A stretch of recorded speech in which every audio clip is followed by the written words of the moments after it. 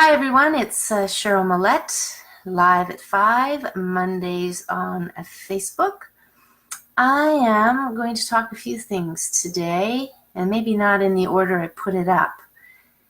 Fish oil drug. Did you know that there was a drug? Well, it's not really a drug, but it is, kind of. I mean, they have side effects and everything. And I thought I'd bring that up today because you might be hearing about it. You might be thinking it's the best thing. You might also be in some ways, how would I say it? It's kind of an interesting conundrum here.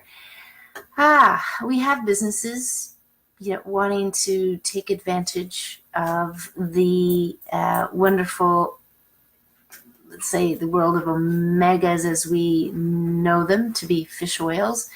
And we know fish oils are not proven. And in fact, they say it on their website, and I'll post the website down below. But I thought I'd read a couple of things here. I'm just going to try and find it. It's called Vasipa. I'm not even sure if I'm saying it correctly. And it is saying that fish oil is not effective. It is saying versus the ineffective fish oil. So all these years, you've been, probably decades anyway, 2 or 3 decades, they have been talking about this fish oil for your cardiovascular health. And yet they say clearly in here, it has not been proven. It is so you have the ineffective fish oil on one side, and now you have this 1 gram pure EPA is the only active ingredient, so there's a lot of processing there. They say the word pure EPA, but it is very, very, very processed. So much so that they do say it brings down triglycerides, but what I noticed in what little research I could find on their website that kind of talks a little bit more about it was actually the fact that there's some diet changes as well. It's Vespera, Vasepa. I'm just going to say Vasepa. It probably has something to do with vascular. And Vasepa is, they said, alongside diet changes. But I couldn't find anything what they mean by diet changes. But they did say low fat. Now, you need fat in your diet. I mean, most food, if it's natural, is going to have fats. Why would you want to take them out?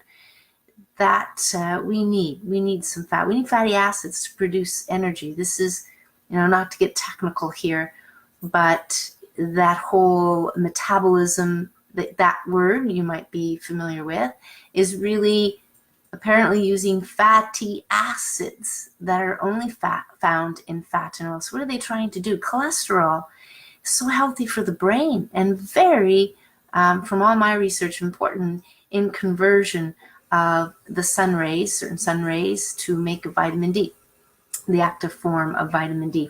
So I just want to find, the important safety information here. So we're talking about Vasepa, which is now it's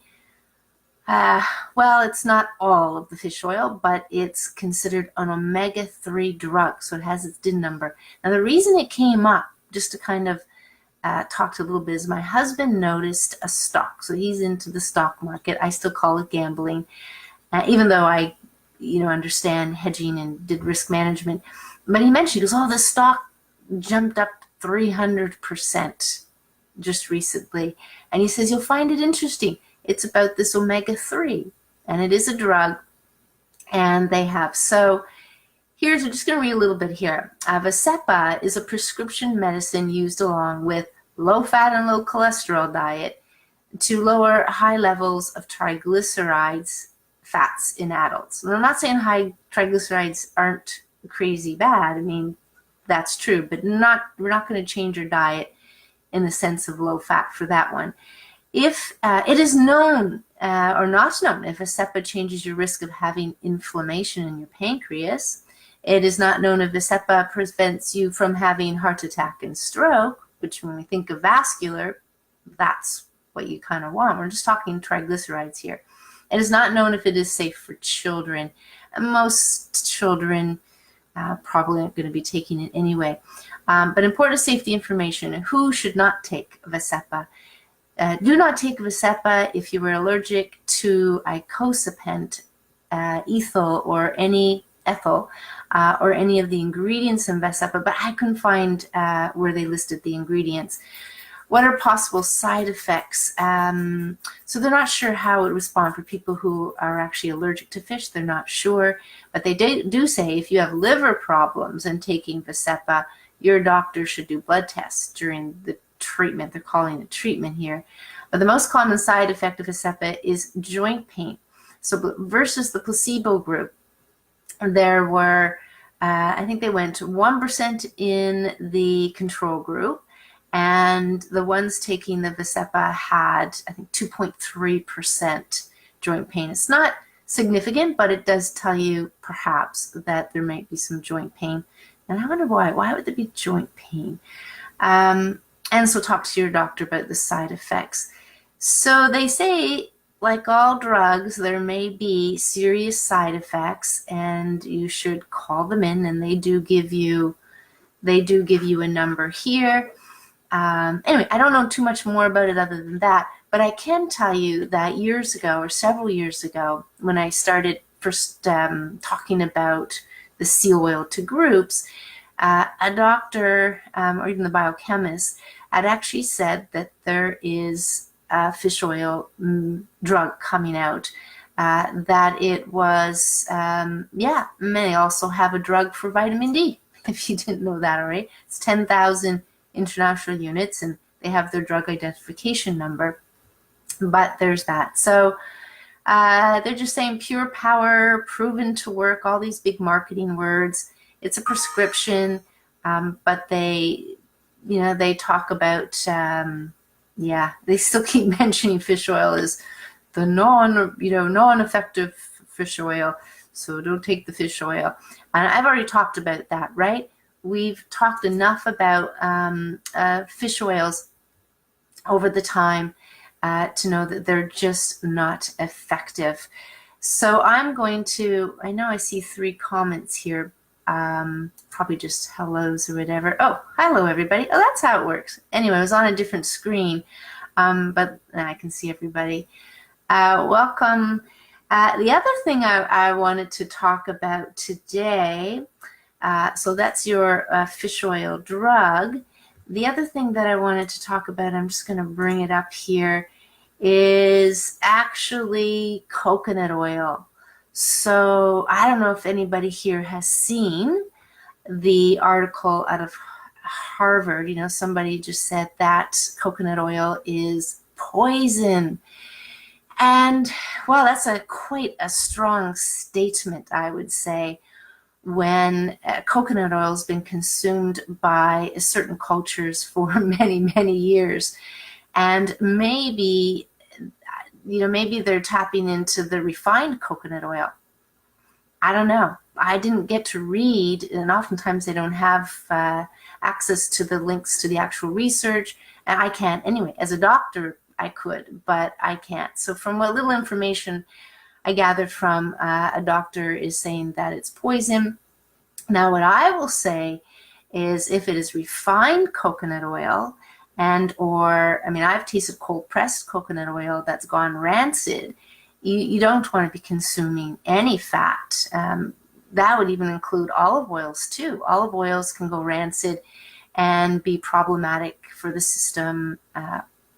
Oxidative fats, inflammation, the thing that you don't want. The component in every disease is inflammation. It's really a symptom. There was a presentation or a conference coming up recently, and they were talking about inflammation as the root cause, but it's not the root cause. It really is there and present, whether it's depression or so forth, but it's not the root cause. But everything I've read, even doctors from 100 years ago, there's other things going on, whether it's the, let's say the injury that you have, and then you get inflammation.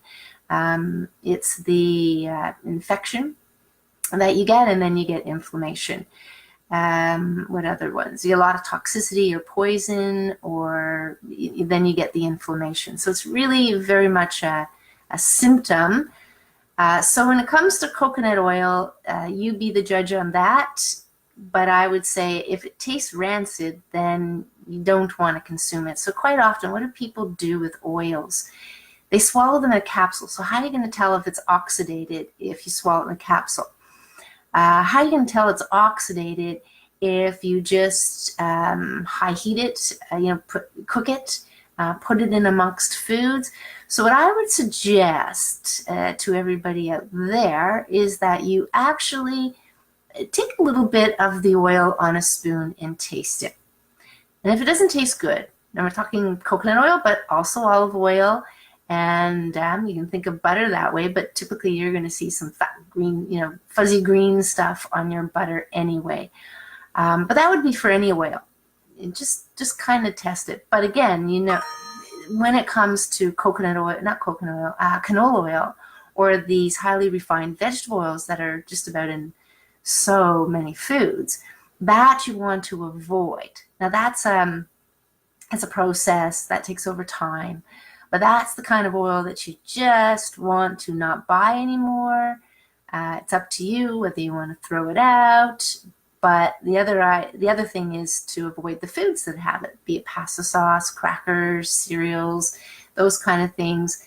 Hummus. I mean, you can go on. Just look at the foods in your cupboard. So that's that little bit about, that's your little bit about that. But I mean, the big thing here, really, when we think about fats, is that the Canadian Food Guide. I don't know if that's true for all food guides around the world, but it clearly has canola oil as being a safe fat, a healthy fat.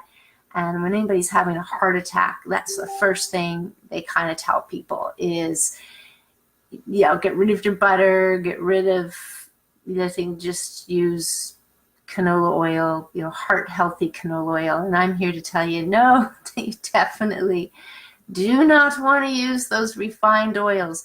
And even they're organic, it doesn't matter. Doesn't matter. And that includes safflower, sunflower. Sure, there might be a difference in heat, but that doesn't matter. So we're always going to put the refined vegetable oils way off to the side, but there is refined coconut oil, refined organic coconut oil, and it's slightly yellow if you put them side by side. But I think just to blatantly say coconut oil is pure poison is not, I don't think that's the truth. That's not the truth. So there you go with that one. I guess the last thing I wanted to leave you off with is sex education. Well, here in Canada, I'll say Ontario for the most part that I know of in education, it's been years they've been trying to update the sex education. And, I'm just listening, and my one daughter says, they want to kind of bring us up to speed on the LGBT, which is lesbian, gay, and so forth, and the gender stuff. And they want to start doing what it seems like more on the relationship sides. But I don't know what to compare with. I mean, we didn't do much in school, but definitely they want to kind of focus on a little bit more on it. Maybe that's a good thing. I have to research it a little bit more. But I feel that I don't know how comfortable that is for some people to talk to the different things. Maybe it's the language. But as it stands now, they're just going to cover the basics, and then it's up to the discretion of the teachers to speak to it. And maybe that's good enough, because here's my comment on it.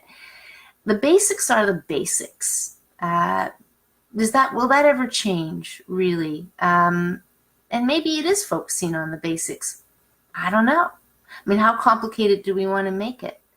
They surely don't talk about food enough. I think that might be a good start. Certain behaviors and foods and, sugar foods and all these snacks. And I told the teacher about, the no snack movement.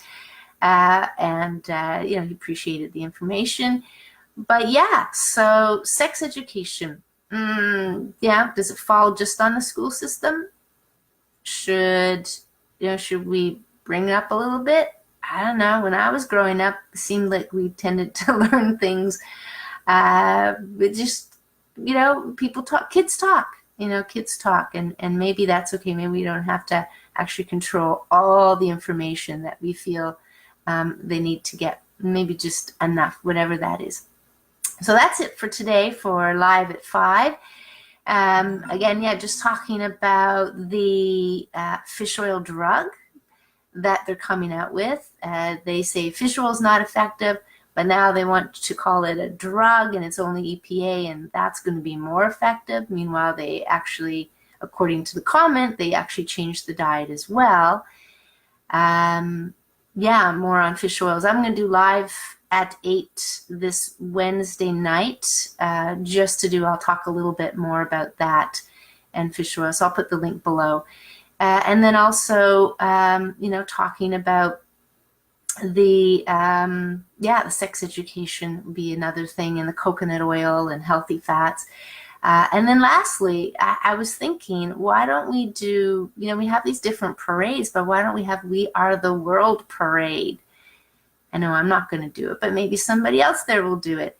But just, recognizing that there are unique differences, and there are things that we choose to, cultures, maybe religions, I don't know, but we are the world.